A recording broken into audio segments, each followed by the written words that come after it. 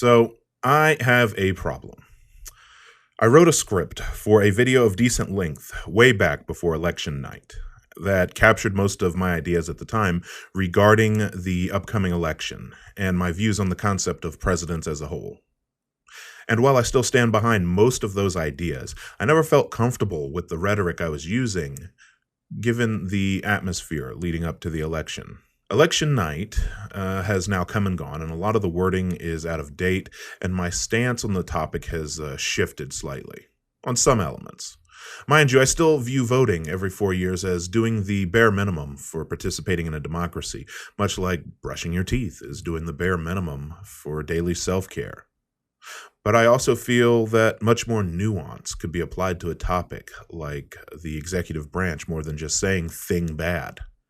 Despite being the bare minimum in an election with terrible choices, I do still believe that there is a right and wrong candidate. But regardless of who you voted for or if you voted, I still want to continue to speak on topics that I feel need our attention. I don't consider this a theory channel, as I find leftists quote theory at each other the way Christians used to quote scripture at me, and I have little use for either. I don't need scripture to be a good person, and I don't need theory to do direct action. I like to consider myself agitprop, even if that's being a little generous with my level of influence. That said, as I mentioned earlier, writer's block can be rough, so I figured I'd see what content I could farm from my loyal subscribers. So let's get started.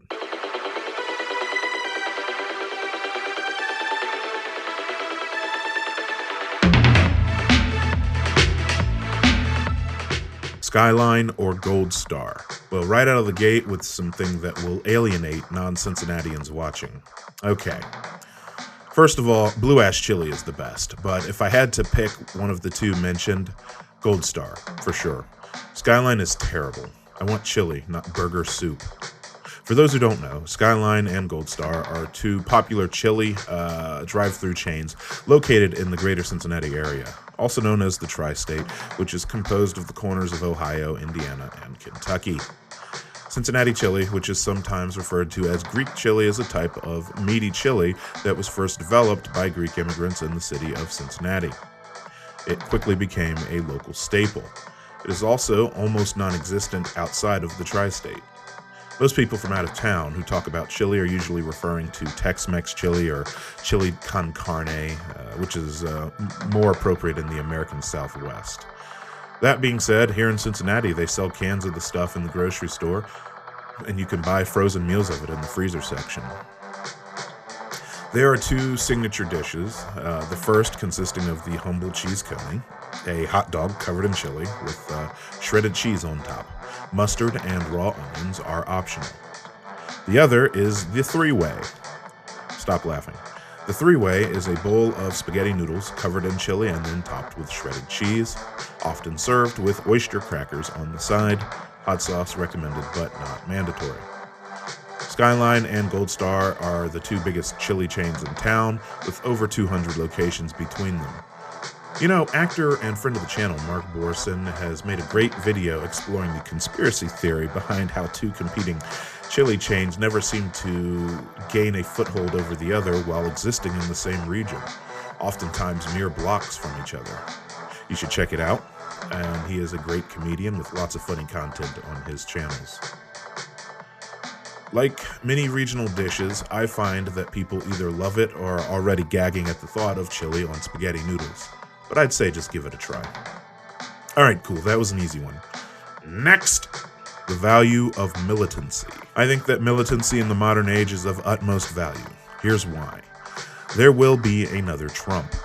I don't speak in terms of if, but when. And rest assured, the next conservative ringer will be much more palatable and much more competent, which makes it all the more important to organize and be militant in that organization. We have to remember what we're up against. Groups like the Three Percenters have made themselves known. They have a number of war veterans in their ranks and are known for owning a lot of firearms that they are trained to use. The white militias, who are hoarding firearms, are the same ones who are pushing for a civil war so that they can drop the pretense and indiscriminately kill minorities. That being said, it's important that all militant movements on the left are cognizant of what direct action they take and what the repercussions are. At this time, I do not believe that any leftist movement should be advocating for a hot war without a firm understanding of what that entails. As a leftist, I may desire to fight fascist and white supremacist actors in the streets. My foe, on the other hand, wants to wantonly execute poor minorities, those with disabilities, and political rivals, regardless of threat level. This is why you don't see leftists gunning down churches and prayer meetings. But if we escalate to a hot war, and things do get loud, we have to expect that the first victims will be the weakest and most vulnerable. This is part of asymmetrical warfare. We go from a movement to an insurgency, and nobody comes out clean on the other side of an insurgency. Still, I think that being militant and driven to perform direct action and mutual aid is essential. We are the ones fighting the established system. So any militant movement, as long as it protects the most vulnerable and is as democratic as is possible, should be supported. Resisting complacency under Biden. I think that the president-elect might deserve his own video. I don't know, we'll see. Bash Biden and Kamala. See previous response. But hey, did you know that Kamala dated Montel Williams? Isn't that like some clickbaity trash? Alright, moving on. Democrat-run cities. This almost made it into one of my tired argument videos, but I felt that it was a minor talking point. Not to mention, while this may come off as a shock, I'm an anarchist. I don't like the Democratic Party. That said, there's clearly a difference in the parties, and this idea that we can blame all of the problems in society on Democrat-run cities is a weak conservative lie. And while I'd argue that subjects like crime and poverty don't necessarily follow party lines as much as other systemic issues, before I address this claim with some material analysis, I'll play along and use their framing device. The majority of states that take more in federal tax revenue than they generate, Republican, by a long shot. Party of fiscal responsibility, folks. States producing the least educated populace, Mississippi and West Virginia, Republican-run states. Greatest percentage of people living below the poverty line, Mississippi again. Highest infant mortality rates, Republican states, and near the top, oh come on, Mississippi? Again? Really?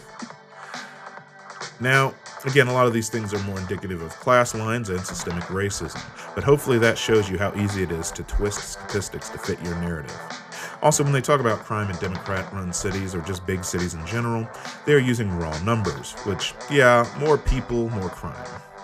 But when you scale up to use that biggest foe of the mouthy Republican per capita, you see that the crime rates in Democratic cities are about on par with similar-sized Republican areas when population is taken into account. And who knows, maybe a lot of people still choose to live in cities because they know that the Democrats running cities tend to care quite a bit more about reducing infant mortality and improving education. Summing up the last 4 years. Okay, listen, I'll make a video about Trump and Biden, and I'll make sure that it's a little longer and it's a little more detailed, and I'll try to incorporate some neat framing elements into it. There, now that I've said it in a video, it won't stop bugging me until it becomes a reality. There are some that I didn't get to, mainly because they'd make great topics for their own videos. But I want you to know that I'm still in this struggle with you. Hold your communities close.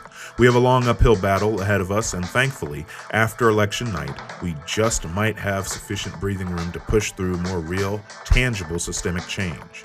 But remember, it is never, ever going to come from a stroke of the pen in the Oval Office. It's going to come from people pounding the pavement and continuing to push the Overton window left, inch by bloody inch. Thanks for watching. Please like, subscribe, and leave a comment. If you enjoyed the video, share it with your friends. Subscribe to me on Twitch, where you can watch me play video games badly, or work on music like the song you're listening to, as well as catch the occasional lecture. Follow me on Twitter, where you can subscribe to my OnlyFans. And if you're so inclined to support the channel, I have a Patreon, where I've uploaded a draft of my unreleased election video. Thanks again.